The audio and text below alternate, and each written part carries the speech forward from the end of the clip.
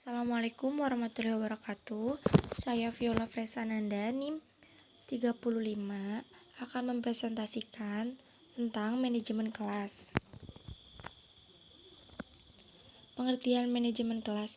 Manajemen kelas adalah kemampuan guru dalam memanfaatkan potensi kelas berupa pemberian kesempatan seluas-luasnya pada setiap individu untuk melakukan kegiatan-kegiatan yang kreatif dan terarah sehingga proses pembelajaran dapat berjalan dengan baik.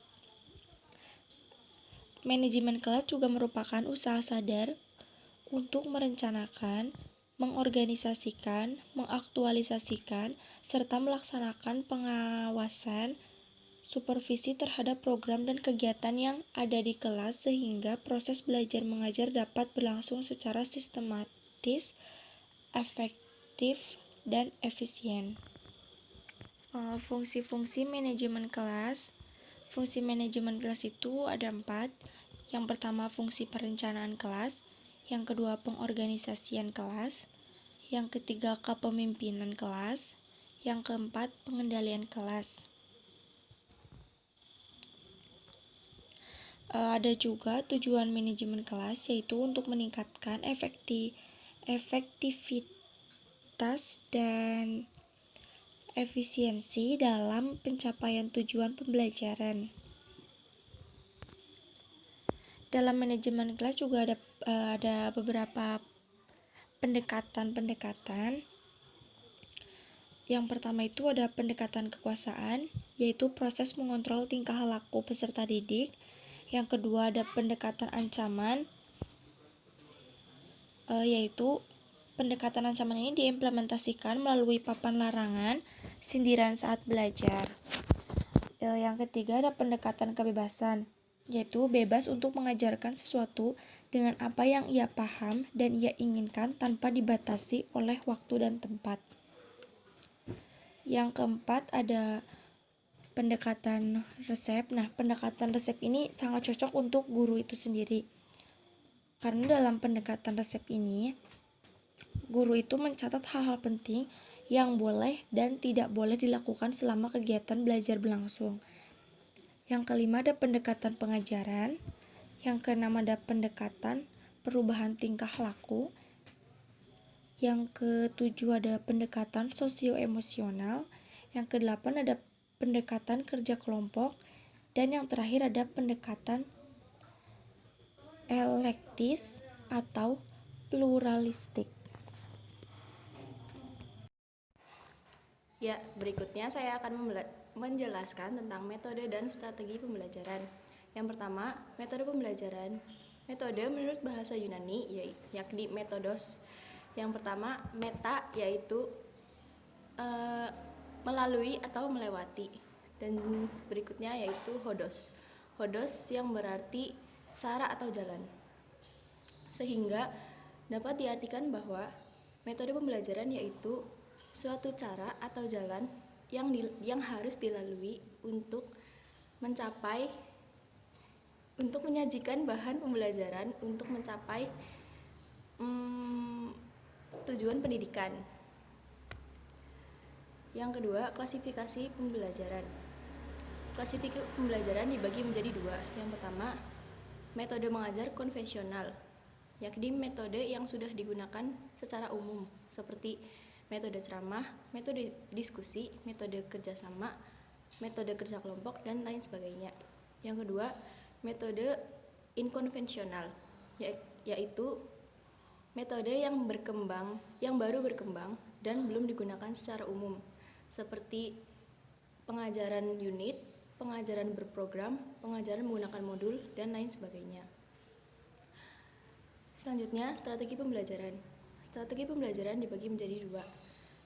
Yang pertama, strategi pembelajaran yang berpusat pada peserta didik, yaitu menekankan bahwa peserta didik adalah pemegang peran dalam proses keseluruhan kegiatan pembelajaran, sedangkan pendidik berfungsi untuk memfasilitasi peserta didik.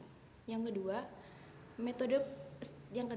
strategi pembelajaran yang berpusat pada pendidik, yakni menekankan pentingnya aktivitas pendidik dalam mengajar, sedangkan peserta didik berperan sebagai pengikut kegiatan yang dibimbing oleh pendidik.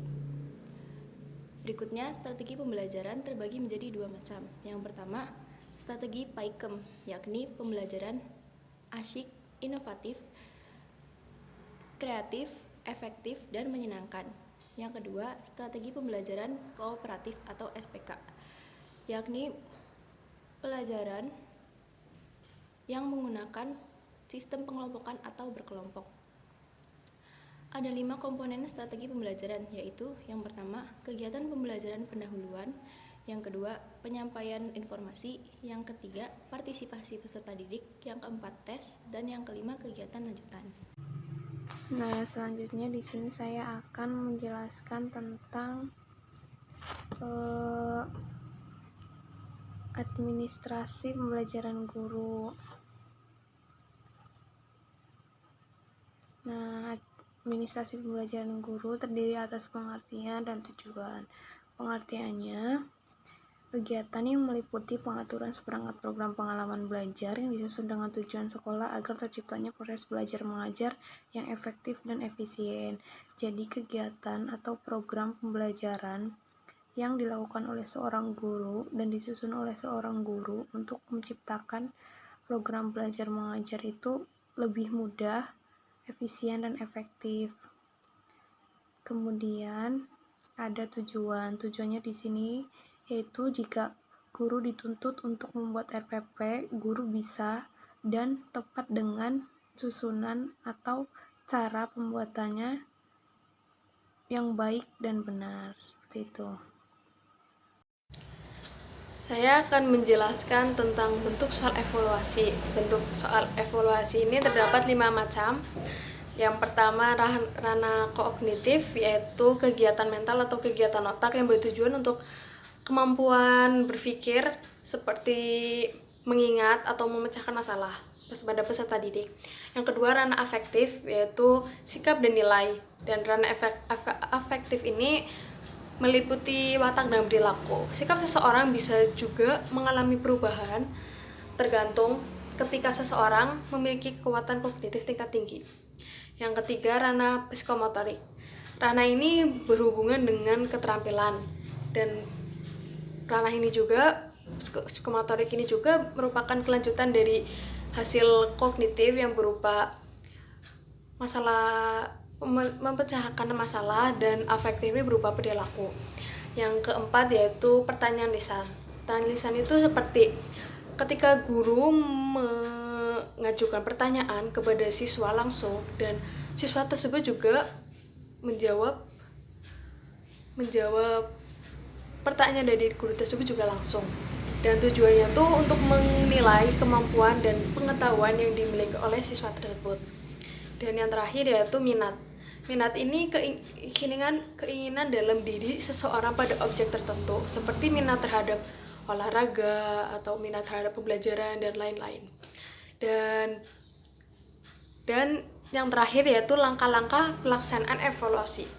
Langkah-langkah pelaksanaan evaluasi ini terdapat 7 langkah, yaitu yang pertama perencanaan, yang kedua pengumpulan data, yang ketiga penelitian data, yang keempat pengolahan data, yang kelima penafsiran data, yang keenam meningkatkan daya serap peserta didik, dan yang terakhir laporan hasil penelitian. Sekian, terima kasih.